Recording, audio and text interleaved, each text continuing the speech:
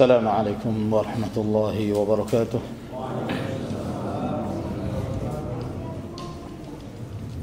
إن الحمد لله نحمده ونستعينه ونستغفره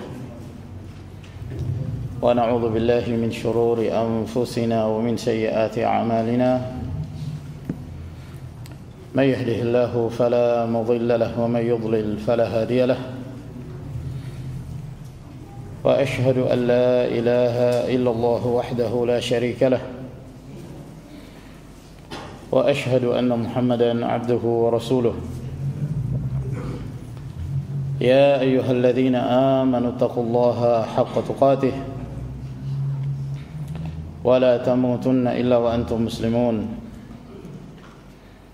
يا أيها الناس اتقوا ربكم الذي خلقكم من نفس واحدة وخلق منها زوجها وبث منهما رجالا كثيرا ونساء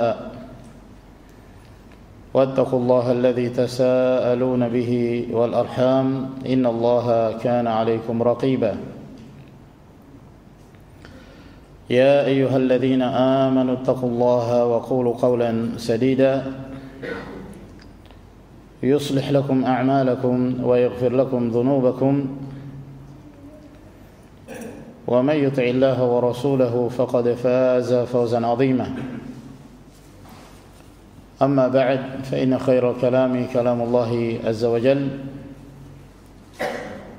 وخير الهدي هدي محمد صلى الله عليه وعلى آله وصحبه وسلم وشر الأمور محدثاتها فإن كل محدثة بدعة وكل بدعة ضلالة وكل ضلالة في النار. معاشر المسلمين والمسلمات أعزنا الله وإياكم. Alhamdulillah, kita senantiasa bersyukur atas nikmat yang Allah Subhanahu wa taala limpahkan kepada kita sehingga pada malam hari ini, malam yang ke-29 dari bulan Dzulhijjah tahun 1444 Hijriyah, Allah Jalla wa'ala memberi kemudahan kepada kita sekalian untuk kembali melanjutkan kajian rutin kita di Masjid Quba, Kampung Baru, Kota Balikpapan, melanjutkan pembahasan tentang As-Siratu An-Nabawiyah, tentang perjalanan kehidupan Rasulullah sallallahu alaihi wa ala alihi wasallam. Pada pertemuan sebelumnya kita telah menerangkan tentang kondisi masyarakat di masa jahiliyah sebelum diutusnya Rasulullah sallallahu alaihi wa ala alihi wasallam. Kondisi di masa jahiliyah adalah kondisi yang sangat buruk. Masyarakat Arab, mereka hidup dalam kehinaan. Mereka menjadikan hawa nafsu mereka sebagai aturan di dalam kehidupan mereka. Perpecahan adalah sesuatu yang lumrah terjadi di antara mereka. Yang kuat memakan yang lemah. Kabilah yang memiliki kekuatan menindas kabilah yang lemah. Mereka tidak disatukan oleh seorang pemimpin yang menyatukan mereka. Ditambah lagi kebobrokan, perbuatan syirik, menyekutukan Allah Subhanahu wa ta'ala yang berlawanan dengan fitrah dan berlawanan dengan akal, berlawanan dengan syariat yang dibawa oleh para nabi dan rasul, termasuk syariat yang dibawa oleh Nabi Allah Ibrahim alaihissalam. Mereka hidup dalam kegelapan, perbuatan zina menyebar. Oleh karena itu, dengan datangnya Islam, kaum muslimin merasakan besarnya nikmatul Islam, nikmatul iman, dengan diutusnya Rasulullah sallallahu alaihi wa ala alihi wasallam. Inilah yang disebutkan oleh Umar Ibn Al-Khattab radhiyallahu ta'ala anhu, sebagaimana yang diriwayatkan oleh Imam Al-Hakim rahimahullah. bahwa Umar radhiyallahu taala anhu mengatakan, inna kunna adzalla qaumin fa'azzana Allahu bil Islam. Sesungguhnya kami dahulu, yaitu di masa jahiliyah, adalah manusia yang paling hina, paling rendah. Lalu Allah Subhanahu wa taala memuliakan kami dengan Islam. Famahma natlubul izzata bighairi ma a'azzana Allah bihi adzallana Allah.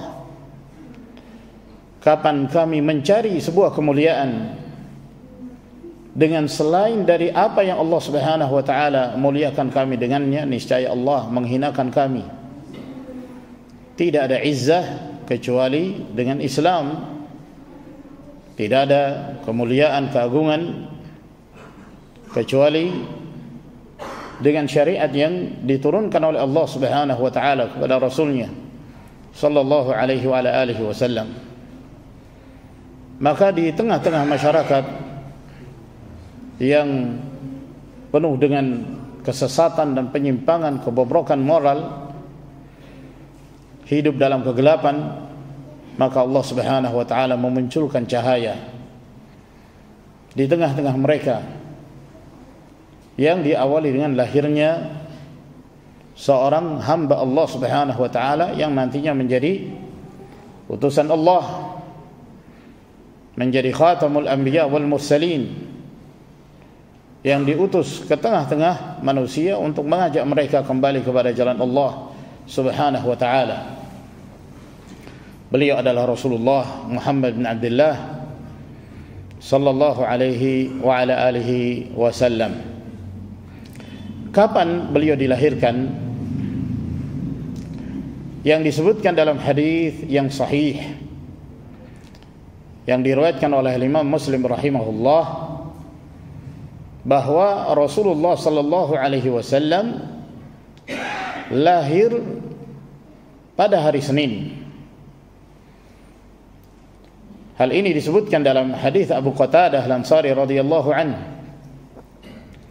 bahwa ketika Nabi sallallahu alaihi wasallam beliau ditanya tentang berpuasa pada hari Senin, maka Rasulullah sallallahu alaihi wasallam menerangkan, dzaka yaumun wulidtu fihi wa yaumun bu'ithtu au unzila alayya fihi, bahwa hari Senin adalah merupakan hari di mana aku dilahirkan, dan hari Senin juga merupakan hari di mana aku diutus oleh Allah Subhanahu wa taala, yaitu dengan diturunkannya kepada beliau wahyu yang pertama kali melalui Jibril alaihi salam.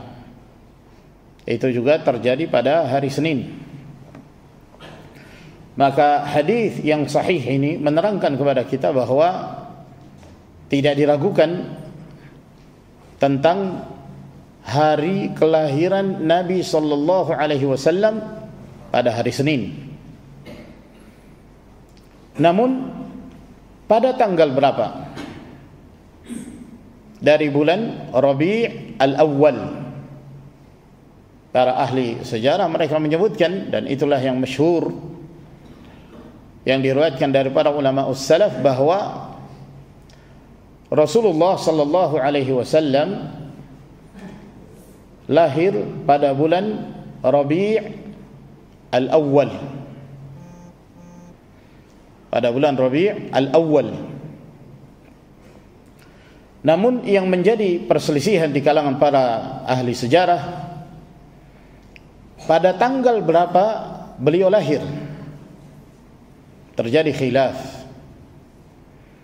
Dan hal ini merupakan satu hal yang wajar, sebab tidak ada yang menyangka bahwa beliau akan menjadi seorang Rasul sallallahu alaihi wasallam, sehingga mereka dahulu mungkin tidak begitu memperhatikan tentang tanggal berapanya Rasulullah sallallahu alaihi wasallam lahir. Inilah yang menyebabkan terjadinya khilaf di kalangan para ahli sejarah dalam menentukan tanggal berapanya di bulan Rabi' al-Awwal. Ada pendapat yang mengatakan bahwa beliau lahir pada hari yang kedua dari Rabi' al-Awwal. Ada lagi pendapat yang mengatakan bahwa beliau lahir pada tanggal 8 di bulan Rabi' al-Awwal. Ada lagi yang mengatakan bahwa beliau lahir pada tanggal 10 Rabi' al-Awwal. Meskipun riwayat yang dinukilkan dari para ulama salaf yang masyhur bahwa Rasulullah sallallahu alaihi wasallam lahir pada tanggal 12 Rabi' al-Awwal. Ibn Abil Izzi rahimahullah ta'ala dalam Al-Manzumah beliau mengatakan mauliduhu fi ashiril fadili Rabi'in al-awwali amal fili lakinnama al-mashhuru thani ashrihi fi yawmil ithnaini tulu'a fajrihi wa wafaqa al-ishrina min Nisana wa qablahu haynu abihi hana. Kata Ibn Abil Izz, beliau menerangkan bahwa pendapat yang kuat dalam pandangan beliau bahwa Nabi sallallahu alaihi wasallam lahir pada hari yang ke-10 pada bulan Rabi' al-Awwal, pada hari Senin, pada tanggal 10. Namun beliau juga menyebutkan bahwa yang masyhur dari kalangan ahli sejarah Thani Ashrihi, yaitu pada tanggal 12. Pada tanggal 12. Ini yang masyhur diriwayatkan dari para ulama salaf dan diriwayatkan oleh Imam Malik rahimahullah taala dengan sanad yang sahih dari Muhammad bin Jubair bin Mut'im. Muhammad bin Jubair bin Mut'im salah seorang dari kalangan tabi'i, anaknya Jubair bin Mut'im salah seorang dari sahabat Rasulullah sallallahu alaihi wasallam. Beliau menegaskan bahwa Rasulullah sallallahu alaihi wasallam itu lahir pada tanggal 8. Pada tanggal 8 Rabi' al-Awwal. Meskipun yang masyhur sebagaimana yang kita sebutkan tadi bahwa Rasulullah sallallahu alaihi wasallam lahir pada tanggal 12. Jadi ini menunjukkan bahwa para ahli sejarah mereka berselisih. Kata para ulama bahwa terjadinya perselisihan di dalam menentukan tanggal berapanya Rasulullah sallallahu alaihi wasallam lahir, ini menunjukkan bahwa para ulama tidak menjadikan itu sebagai sesuatu yang prinsip harus tahu gitu tanggal lahirnya Nabi sallallahu alaihi wasallam. Mengapa demikian? Karena tidak dibangun di atasnya hukum syar'i. Dan tidak ada amalan yang disyariatkan dari Rasulullah sallallahu alaihi wasallam yang berkaitan dengan penentuan tanggal lahirnya Nabi sallallahu alaihi wasallam. Setiap mereka yang menentukan bahwa itu tanggal 2, ada yang mengatakan tanggal 8, ada yang mengatakan tanggal 10, mayoritasnya mereka menyebutkan sanad-sanad yang riwayatnya terputus, tidak sahih penisbatannya. Yang paling kuat yaitu yang disebutkan oleh Muhammad bin Jubair bin Mut'im. Beliau salah seorang tabi'i, anak dari sahabat Nabi sallallahu alaihi wasallam, bahwa Rasulullah sallallahu alaihi wasallam itu lahir pada tanggal 8 Rabi' al-Awwal. Walhasil ma'asyara ikhwah rahimakumullah, bahkan para sahabat radhiyallahu taala anhum, para tabi'in, tabi'ut tabi'in, demikian pula imam-imam madhab, mereka tidak terlalu meneliti secara mendalam dan memastikan bahwa Rasulullah lahir pada tanggal sekian. Kenapa? Karena tidak ada hukum syar'i yang dibangun di atasnya. Sampai kemudian mereka harus meneliti, wah itu pasti tanggal sekian, sehingga kalau dipastikan berarti harus dirayakan maulid Nabi sallallahu alaihi wasallam. Itu enggak ada sama sekali. Kalau seandainya dibangun di atasnya hukum syar'i, maka para ulama pasti mereka sangat memperhatikan dan mendalami, lalu kemudian membangun di atasnya hukum-hukum. Namun enggak ada. Tidak ada sama sekali. Seluruh kitab-kitab mazhab tidak ada yang menerangkan tentang fikih maulid Nabi, tentang hukum-hukum seputar kelahiran Rasulullah sallallahu alaihi wasallam. Ya, enggak ada fikihnya. Berbeda halnya dengan hukum-hukum yang memang diajarkan oleh Nabi sallallahu alaihi wasallam. Bahkan hukum yang berkaitan tentang seseorang buang hajat diterangkan di dalam syariat. Ada fikihnya. Ada pembahasannya secara khusus, ya kan? Adabu qada'il hajah. Adab-adab buang hajat. Maulid enggak ada sama sekali. Buka kitab-kitab mazhab Hanafi, mazhab Maliki, mazhab Syafi'i, mazhab Hambali, enggak disebutkan dalam kitab fikih adabu iqamatil maulidin nabawi, adab merayakan maulid Nabi, enggak ada sama sekali. Sebab Rasulullah sallallahu alaihi wasallam tidak mengajarkan kepada umatnya, demikian pula para sahabat Rasul radhiyallahu taala anhum, demikian pula para imam-imam dari kalangan tabi'in, atba'ut tabi'in, tokoh-tokoh ahlus sunnah wal jamaah, termasuk al-imam Syafi'i rahmatullahi ta'ala alaih. Jadi ini menunjukkan bahwa perayaan tentang kelahiran Nabi sallallahu alaihi wasallam merupakan hal yang tidak dianjurkan oleh Rasulullah sallallahu alaihi wa ala alihi wasallam. Namun yang pasti yang disebutkan oleh para ulama, lahirnya Nabi sallallahu alaihi wasallam itu bertepatan dengan sebuah kejadian yang besar. Sebuah kejadian yang besar di masa itu. Sebelum lahirnya Nabi sallallahu alaihi wasallam, ada sebuah kejadian di mana pasukan gajah yang dipimpin oleh Abraha berangkat dari Yaman, dari Sana'a, menuju ke Makkah untuk menghancurkan Al-Ka'batu Baitullahil Haram. Disebutkan dalam riwayat Al-Imam Ahmad dan At-Tirmidzi, kata Qais bin Makhramah radhiyallahu anhu, kata beliau, wulidtu ana wa Rasulullah sallallahu alaihi wa ala alihi wasallam amal fili fanahnu lidani wulidna maulidan wahida.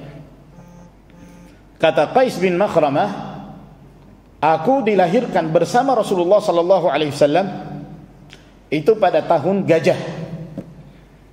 Pada tahun gajah. Fanahnu lidani, maka kami berdua, yaitu Qais bin Makhramah dan Nabi sallallahu alaihi wasallam, keduanya dilahirkan di waktu yang sama, di tahun yang sama, yaitu tahun Al-Fil, tahun gajah. Kata As-Suhaili rahimahullah ta'ala, wa dzakaru anna al-fila jaa Makkah fil Muharram wa annahu sallallahu alaihi wa ala alihi wasallam wulida ba'da maji'il fil bi 50 yawman wa huwa al-akthar wal ashhar. Dan para ahli sejarah mereka menyebutkan bahwa kejadian peristiwa pasukan gajah tersebut ketika datang ke Makkah itu di bulan Muharram. Di bulan Muharram. Lalu kemudian Rasulullah sallallahu alaihi wasallam beliau lahir setelah kedatangan pasukan gajah ke Mekah itu 50 hari setelahnya. Ini yang terbanyak yang ditetapkan oleh para ahli sejarah dan paling masyhur. Muharram, setelah Muharram apa? Nah, setelah bulan Muharram. Nah, ini bahaya, ini enggak hafal bulan-bulan Hijriyah. Setelah Muharram apa? Hah? Safar. Setelah Safar Rabi' al-Awwal. Rabi' al-Awwal. Nah, Nabi sallallahu alaihi wasallam lahir pada bulan Rabi' al-Awwal. Tanggal berapanya ini yang telah kita sebutkan, terjadinya perselisihan di kalangan para ulama. Dan diriwayatkan pula dari Ibnu Abbas, dari Jabir radhiyallahu ta'ala anhuma, keduanya mengatakan wulida Rasulullah sallallahu alaihi wasallam 'amal fil yaum al-itsnain ats-tsani 'ashar min Rabi' al-awwal wa fihi urija bihi ila as-sama' wa fihi hajara wa fihi mata. Bahwa Rasulullah sallallahu alaihi wasallam beliau lahir pada tahun gajah pada hari Senin tanggal 12 dari Rabi' al-awwal. Dan pada bulan itu pula Nabi sallallahu alaihi wasallam melakukan perjalanan Mi'raj, naik ke langit. Dan pada bulan itu pula Nabi sallallahu alaihi wasallam berhijrah, dan pada bulan itu pula Rasulullah sallallahu alaihi wasallam wafat. Jadi dari sini ma'asyiral ikhwah rahimakumullah, lahirnya Nabi sallallahu alaihi wasallam itu setelah terjadinya peristiwa yang besar ini, yang disebutkan oleh Allah Subhanahu wa taala dalam firman-Nya dalam surah Al-Fil, alam tara kaifa fa'ala rabbuka bi ashabil fil alam yaj'al kaidahum fi tadlil wa arsala 'alaihim tayran ababil tarmihim bihijaratin min sijil faja'alahum ka'asfin ma'kul. Penting bagi kita untuk mengetahui mengapa Abrahah hendak menyerang Makkah dan menghancurkan Ka'bah. Ma'asyiral muslimin rahimakumullah, pada masa itu Abrahah ini dan pasukannya, kiblat mereka itu ke Habasyah. Agama mereka Nasara. Agama mereka Nasara. Kalau dibanding-bandingkan, Nasara bagian dari Ahlul Kitab, Nasara Yahudi. Sementara penduduk Makkah ketika itu kaum musyrikin. Mereka menyekutukan Allah Subhanahu wa taala, menyembah berhala. Walaupun mereka sama-sama dalam kesesatan, tapi Ahlul Kitab itu masih lebih mending dibandingkan kaum musyrikin. Nah, Abrahah ini di bawah kekuasaan An-Najasyi, raja kekuasaan Habasyah di masa itu di Yaman. Abrahah ketika itu adalah seorang pemimpin di negeri Yaman, di Sana'a. Maka beliau pun ketika itu karena melihat kenapa kok orang-orang setiap tahun berangkatnya ke Mekah untuk menunaikan ibadah haji, karena ibadah haji telah disyariatkan semenjak zaman Nabi Ibrahim alaihissalam. Hanya saja terjadi perubahan dalam amalan syariatnya, mereka menyekutukan Allah Subhanahu wa taala, dan banyak yang dirubah dari amalan haji tersebut. Namun semenjak zaman Nabi Ibrahim mereka rutin berangkat ke Makkah untuk menunaikan ibadah haji. Maka Abrahah dia pun berniat untuk membangun bangunan sebagai saingan dari Ka'bah. Maka dia membangun bangunan yang besar yang menyerupai Ka'bah di Sana'a, tinggi penjulang, yang disebut Al-Qullis. Bangunan itu disebut Al-Qullis. Al-Qullis artinya sesuatu yang tinggi gitu. Kopiyah dalam bahasa Arab disebut qalansuwah, dari kata qa lam sin, karena dia tinggi gitu, maka disebut qalansuwah. Maka nama bangunan tersebut Al-Qullis. Setelah dibangun, maka dia pun mengajak seluruh manusia termasuk bangsa Arab, ya, agar kemudian mereka mengalihkan daripada berangkat ke Mekah, mending berangkat ke Sana'a. Hajinya ke Sana'a, ke Yaman, Al-Qullis. Maka pernah dalam satu peristiwa ada salah seorang dari Banu Kinanah, dari Quraisy, datang ke Sana'a. Dia masuk ke dalam bangunan Al-Qullis dan buang hajat di sana. Artinya untuk merendahkan ini enggak bisa menjadi saingan Ka'bah. Ya. Berita ini sampai kepada Abrahah. Maka Abrahah pun marah. Inilah yang kemudian menyebabkan dia bertekad untuk membawa pasukan yang besar untuk mendatangi Makkah, bukan untuk menyerang penduduk Makkah, namun untuk menghancurkan Al-Ka'batu Baitullah. Jadi itu asal muasalnya. Akhirnya Abraha pun meminta bantuan kepada Raja An-Najasyi ketika itu untuk memberi kekuatan pasukan, ya, dan mengirimkan kepadanya kendaraan-kendaraan tempur.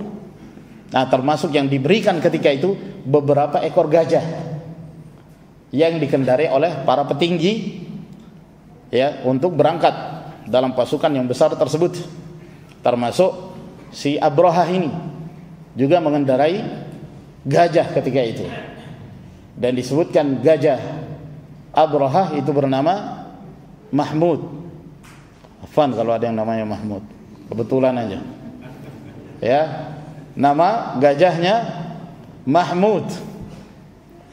Akhirnya Abraha pun sepakat dengan pasukannya berangkat. Maka berangkatlah mereka, ya.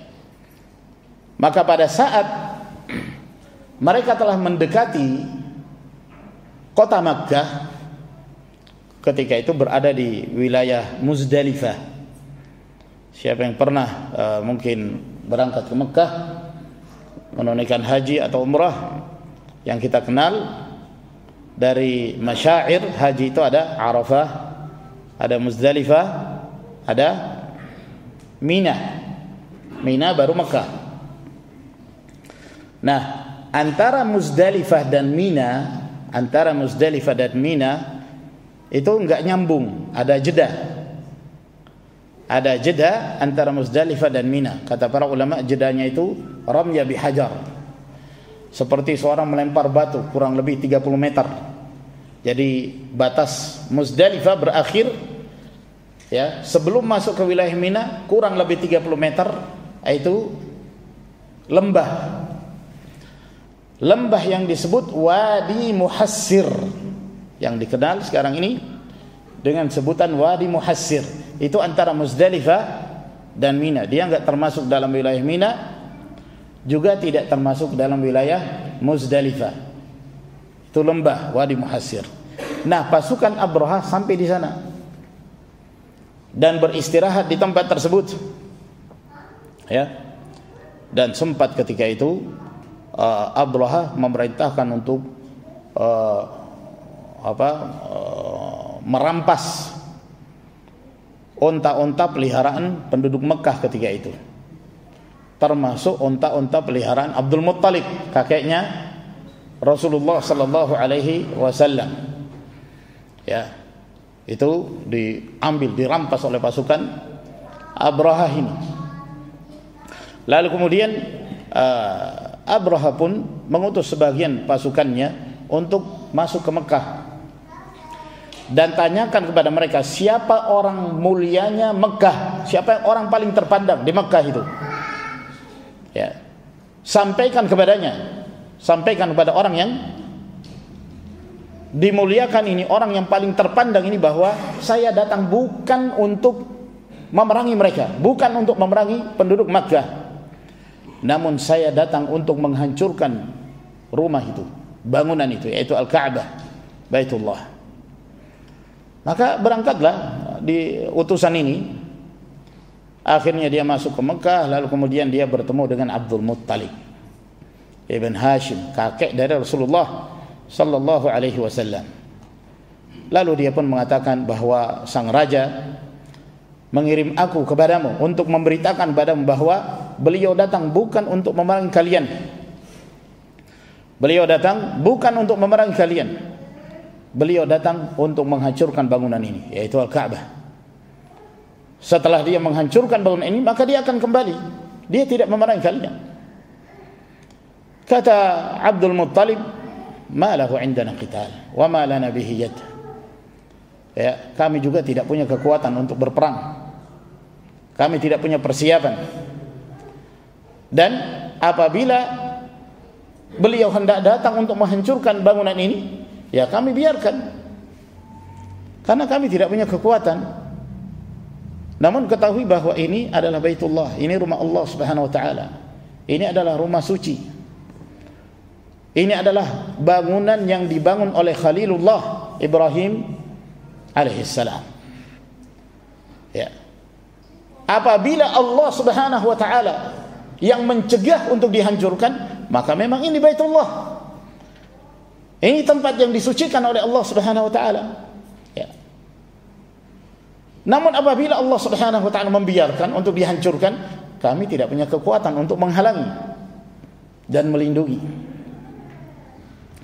Maka utusan itu mengatakan, kalau begitu kamu, ya, ayo saya ajak menghadap ke raja, ke Abraha.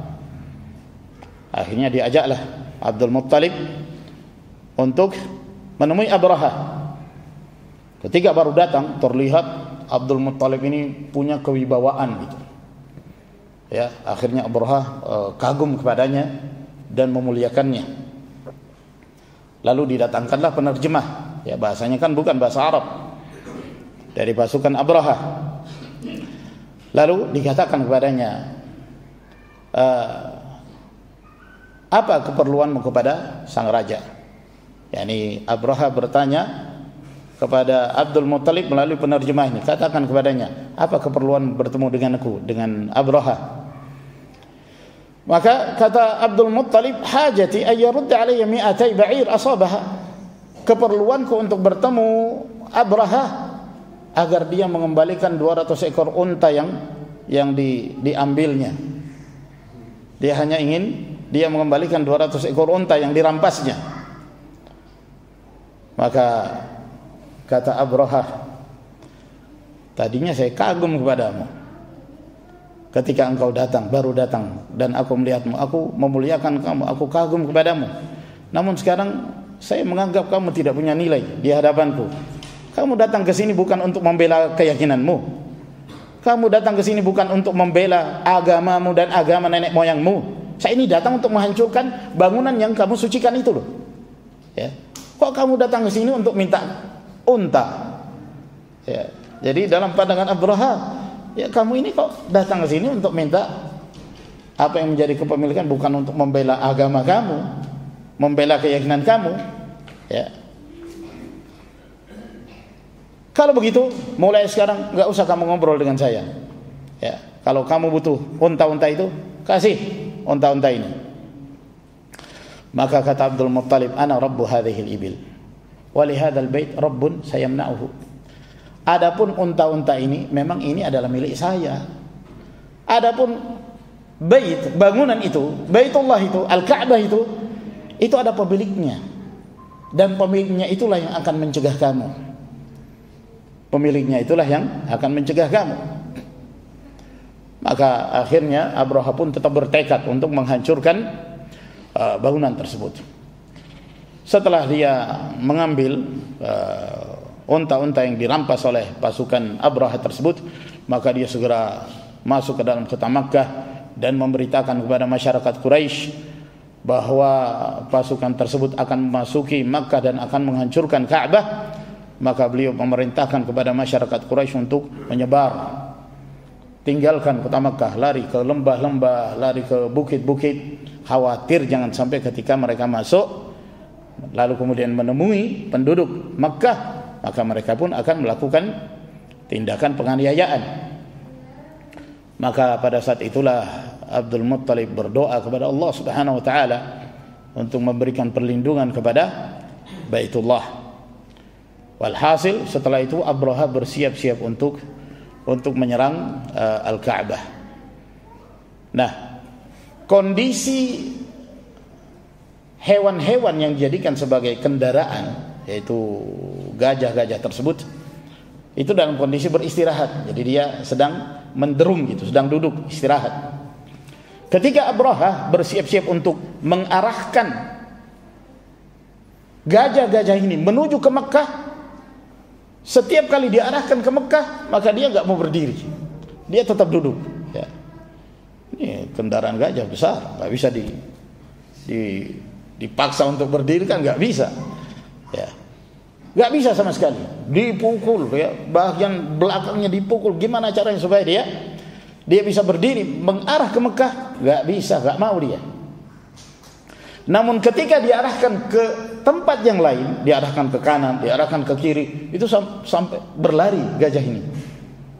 Sampai berlari, yuharwil. Ketika diarahkan ke Syam, segera dia berdiri dan lari ke arah Syam yang berlawanan dengan Al-Ka'bah, Makkah. Itulah yang terjadi. Ma'asyiral ikhwah rahimakumullah. Sehingga ini menyebabkan kebingungan bagi pasukan Abraha. Mereka sangat membutuhkan gajah tersebut. Maka pada masa itulah Allah Subhanahu wa taala mengutus tayran ababil. Inilah yang disebutkan oleh Allah Subhanahu wa taala dalam firman-Nya, alam tara kaifa fa'ala rabbuka bi ashabil fil. Tidakkah engkau melihat apa yang Allah Subhanahu wa taala perbuat terhadap ashabul fil? Yang dimaksud ashabul fil di sini adalah pasukan gajah, Abraha dan pasukannya. Alam yaj'al kaidahum fi tadlil. Tidakkah Allah Subhanahu wa taala menjadikan tipu daya mereka yang mereka datang untuk menghancurkan Ka'bah dalam keadaan hampa, dalam keadaan gagal, tidak berhasil. Wa arsala alaihim tayran ababil. Lalu kemudian Allah Subhanahu wa taala mengirimkan kepada mereka tayran, burung-burung ababil. Kata para ulama, ababil syatta mutatabi'ah mujtami'ah, yang berkelompok-kelompok yang datang ya, berangsur-angsur dalam keadaan setiap dari burung-burung tersebut membawa hijarah, membawa batu-batu. Satu diletakkan di bagian paruhnya, di mulutnya, lalu kemudian dua lagi pada masing-masing kedua kaki dari burung tersebut.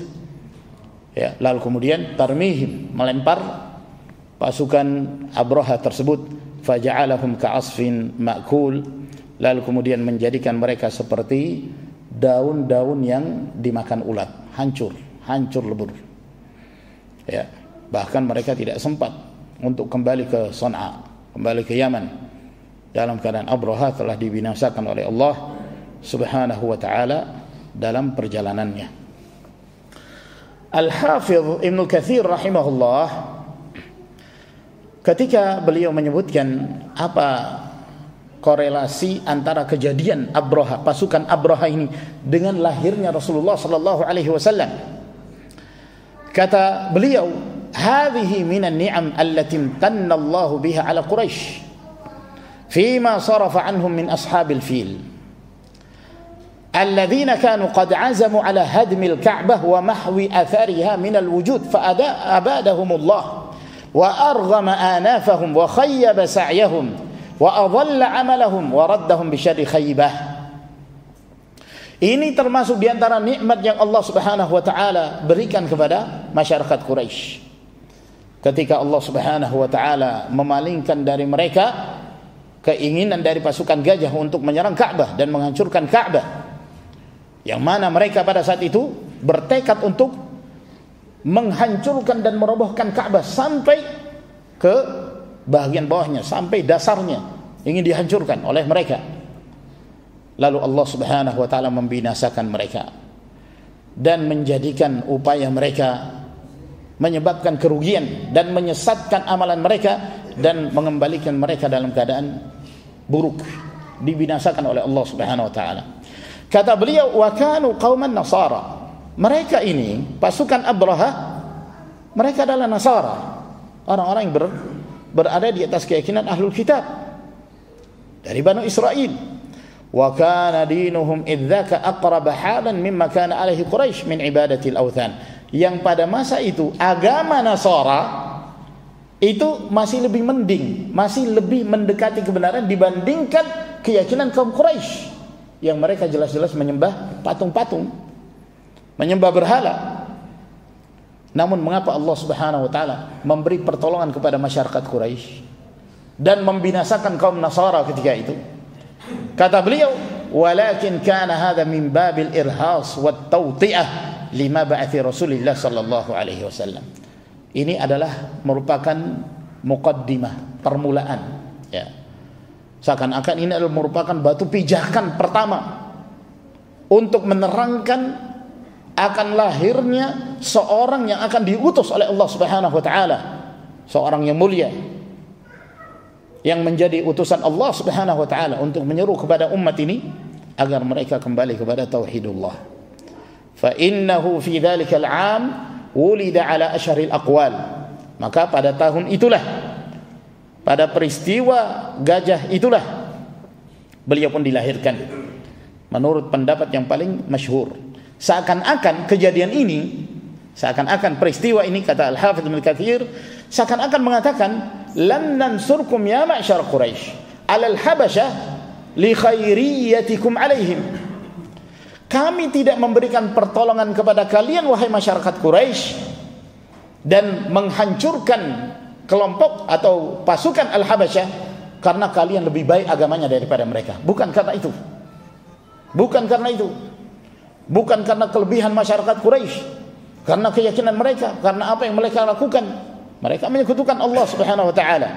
Walakin siyanatan lil baitil atiq alladhi sanusharrifuhu wa nu'azzimuhu wa nuwaqqiruhu bi bi'tsatin nabiyil ummi Muhammad salawatullahi wa salamuhu alaihi khatamil anbiya.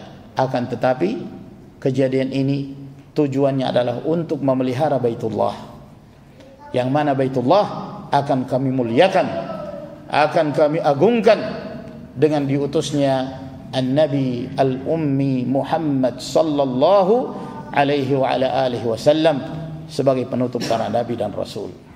Jadi itu permulaan di mana pada tahun itulah Rasulullah sallallahu alaihi wasallam dilahirkan. Dalam salah satu riwayat At-Tabarani dalam kitabnya Al-Awsat, dan dihasankan oleh Al-Albani rahimahullah dari Az-Zubair radhiyallahu anhu, bahwa Rasulullah sallallahu alaihi wasallam mengatakan khassallahu Quraisyan bi sab'i khisalin, bahwa Allah Subhanahu wa taala memberi keistimewaan kepada kaum Quraisy dengan 7 keistimewaan yang tidak diberikan kepada yang lain. Faddalahum bi annahum abadullaha asyra sinin la ya'buduhu illa Quraisy.